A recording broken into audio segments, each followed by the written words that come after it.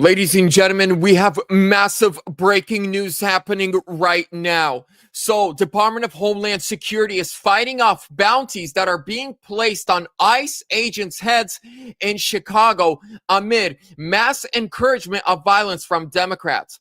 So, Mexican drug dealers / cartels are working with Antifa to put bounty on federal agents' heads. Let's watch the breaking news right now. As we approach it, breaking right now, as we just mentioned, narco terrorists in Mexico are reportedly working in coordination with domestic extremist groups to place bounties worth thousands of dollars on the heads of federal immigration officers in Chicago. That is according to DHS, who are now slamming what they are calling an organized campaign of terror against agents just trying to do their jobs. Trisha McLaughlin from DHS will join us with more on all of that in a moment.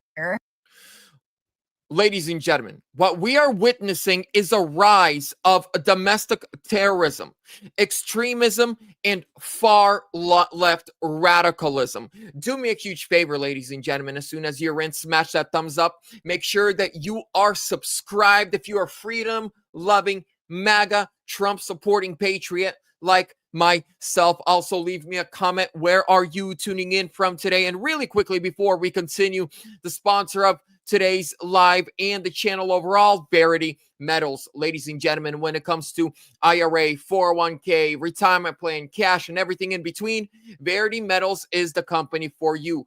Gold, silver, platinum, they have it all. Plus, they are the only company in the nation with self-storage IRA options. That's right. Self-storage IRA options. This is not a huge call center. This is a small family-owned office located at Glendale, Arizona. You can go in, meet the staff, meet the owner. Call 888-328-6105 and mention Vlad for additional precious metals on your next order. Links are down below in the description. Thank you. Antifa. The Trump administration has officially announced that they are investigating Antifa funders, where their money is coming from, and who is paying them. I want to roll this clip for you. I want to play a clip here that's really important because you're working on a very important piece of this, and I wish we had more time for this. So let's just get right into it. 1:36. Let me tell you something I'd not share with anybody, but the last message that Charlie Kirk gave to me before he joined his creator in heaven was he said that we have to dismantle and take on the radical left organizations in this country that are fomenting violence. That was the last message that he sent me before that assassin stole him from all of us. So that is a powerful clip. Stephen Miller said something similar. So we know that Charlie Kirk, one of his dreams was to make America safe again, great again, and healthy again. And he was very vocal when it came to speaking out against left-wing radicalism, left-wing violence, and domestic terrorism. And now it sucks that it was Charlie's death that had to happen in order for President Donald Trump to designate Antifa as a domestic terror organization, but at least we now got it. Now listen to Scott Bessent talking about how the Treasury is working with the FBI to crack down funding of Antifa. When JD hosted the show on the Monday after he was assassinated, and Treasury, I come to find out, coming to DC, that Treasury has taken an active role in an aspect of this dismantling of the financial networks that are supporting some of these radical left violent groups. Share with what you can. I know it's an ongoing process. So it's an ongoing process, and I will tell you that after 9/11, Treasury became the driving force behind tracking down the networks of terrorist organizations, how they were financed, how could this have happened on U.S. soil with these international terrorist organizations? Where did the money come from? Who were the ultimate funders? And that was on the international side. And Andrew, I will tell you that Charlie's death is like a domestic 9/11, that we are going to find it has alerted us to what Charlie knew, that these organizations are working within our borders. And look, we believe people have a right to free speech. They have a right to organize. They have a right to protest, but they have to do it peacefully. They cannot embrace violence, and we have seen it.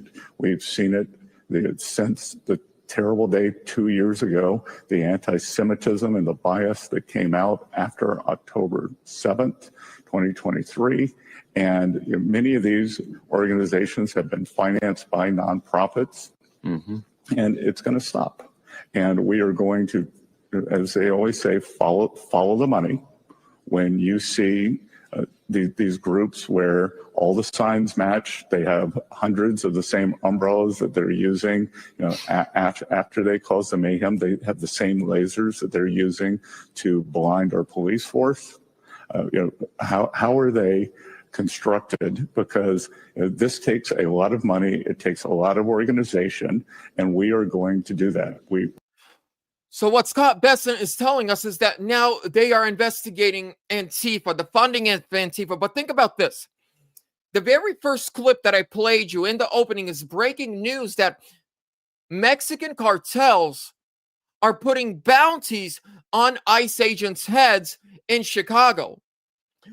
We also know that communists and George Soros and the CCP are funding radical, mentally ill transmissions, all right?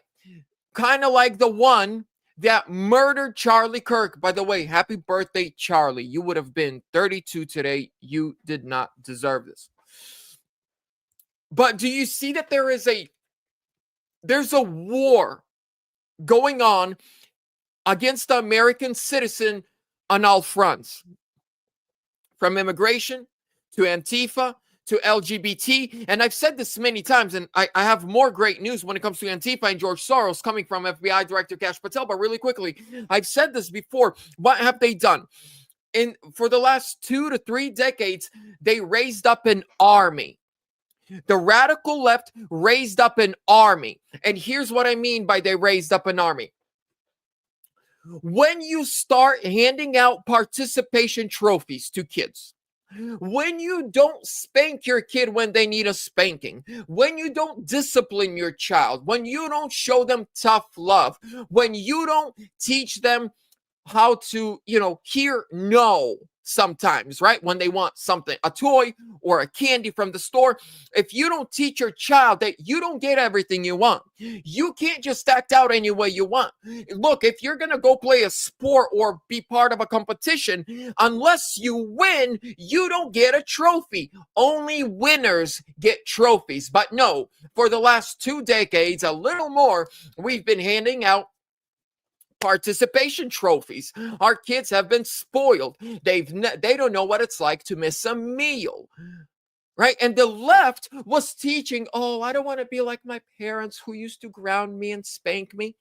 I'm thankful my parents raised me Soviet Union, very conservative Christian style, because that made me into who I am today. You love your nation, you love peace, you love closed borders, and you work hard. You want something, you go and earn it. No one's going to give you anything. But so now, after cuddling these babies are now physically, they are adults, but emotionally, mentally, they are children. They don't know how to hear no. This is why in 2016, when Trump beat Hillary Clinton, most of the universities all across this nation and high schools took 2 days off from class, hired a bunch of counselors, and created safe spaces for adults. A bunch of 18, 19, 20, 21, 22, 23, 24, 25-year-olds who are college and university students needed 2 days off so that they could be in their safe space and talk to their counselor about their feelings because Hillary Clinton lost the election. Don't you think that's a problem? Don't you think that's a huge, huge problem? That adults need a safe space. When in 2020 they rigged the election, we didn't. I went to work the next day. I was pissed, but I still got bills to pay, and I knew no one's going to pay my. So what the Democrats did, they rose up an army of brainwashed participation trophies, people, kids that never heard no, and now there's a shift in our nation where we are going back to conservatism, where we are going back to common sense, and they don't know how to deal with it. For the first time ever, they are getting no. They are not getting a participation trophy and safe spaces. That is so 2019. So what do? They start reacting. What does a little child, a spoiled child, do when you tell them no? They scream, they shout, they pout, they fall on the floor, and they kick their little feet, and they stomp with their little hands, and they just pull their hair. Well, what if you have a bunch of 20, 25-year-olds who are emotionally just as unstable as that little child? They throw tantrums, except the little child is going to pounce their feet and pull on their hair and scream, but an adult is going to go buy a gun and shoot and murder.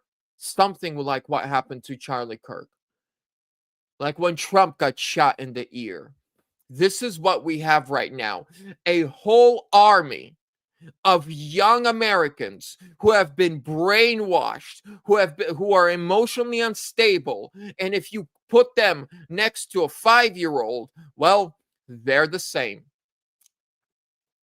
Not even that. My 5-year-old knows no is no and yes is yes, and you can scream all you want. Guess what? That doesn't change anything. And here's what, really quickly, I wanted to share this. FBI Director Kash Patel is investigating George Soros' financial links to Antifa. During an interview on the National Desk, FBI Director Kash Patel addressed growing public concern over whether billionaire George Soros and his Open Run Foundation are funding anti-American movements. When asked directly if the foundation was supporting terrorist organizations, Patel declined to confirm or deny, saying he could not comment on ongoing investigations. Turning to the issue of Antifa and the president's new executive order granting expanded authority to federal agencies, Patel explained that investigators are focusing on financial networks behind the unrest. Quote, "One thing I've done my entire career under investigations," Patel said, "is follow the money." This was the same advice Patel had received from Senator Ted Cruz in September, following the assassination of Charlie Kirk.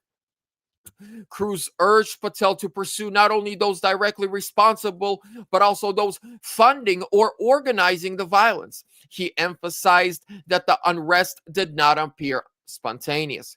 Cruz told Patel, quote, "I want to encourage you in the course of this investigation to absolutely go after anyone who aided and abetted, but I would more broadly encourage you to follow the money." He argued that much of the violence seen across the country was not purely organic, but fueled by what he described as, quote, "significant money spreading dissension." Ladies and gentlemen, this Saturday, on October 18th, all across this nation, what are we going to have? No King's protests. No King's protests? Are you guys on crack?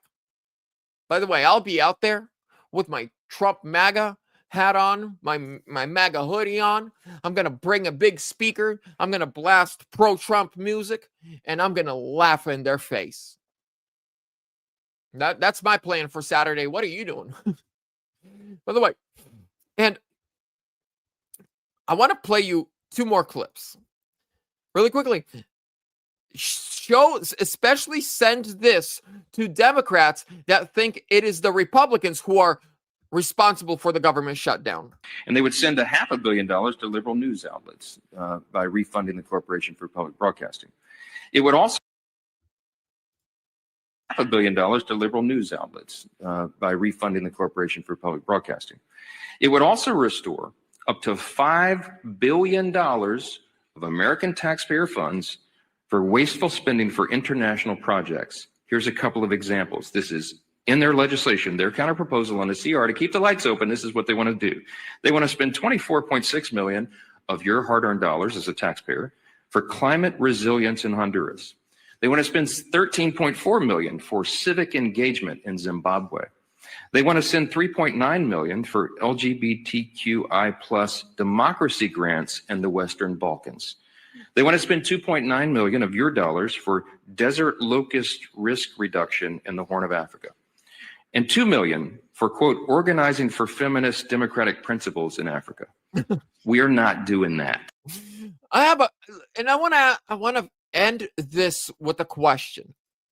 Do you pay taxes so that we can, climate resilience in Honduras? Do you pay taxes so that they could be sent to Zimbabwe or the Balkans or anywhere in Africa?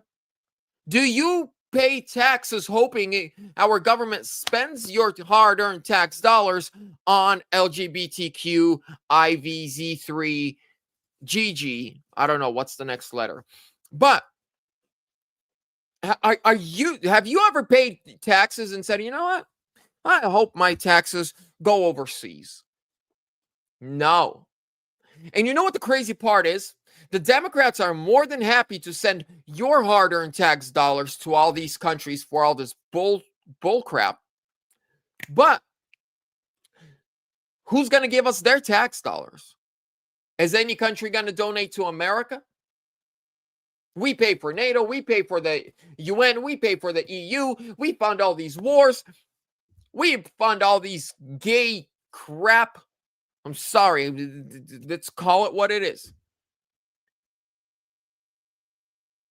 Who's going to give us their tax dollars? Oh, that's right. Nobody. Now. I want to show you this. Where was this? It was a few days ago. I think I still have it up here. I should have it up here. I'm going to go. This is me confronting some Antifa guys here in Spokane. And I'm going to go talk to those people. What up, man? Who are we resisting this time? They already know me because I bug them every time I see them. So they just walk away from me. They won't even talk to me anymore.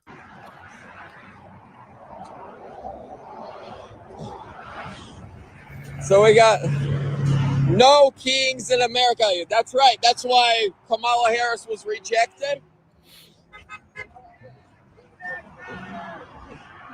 And it said some stupid bullshit of, hey, what's up, man? I remember. They won't even talk to me. They love everybody except America.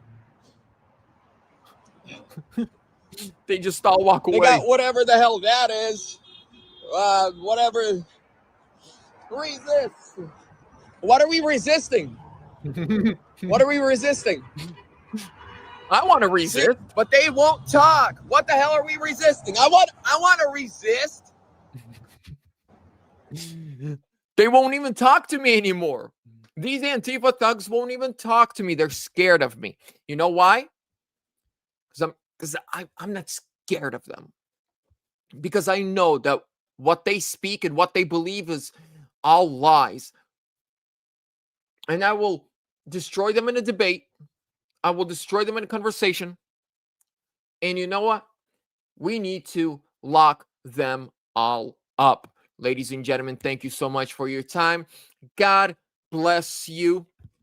Make sure you subscribe. I appreciate each and every single one of you. I'll keep you updated, so stay tuned. Trump 2028.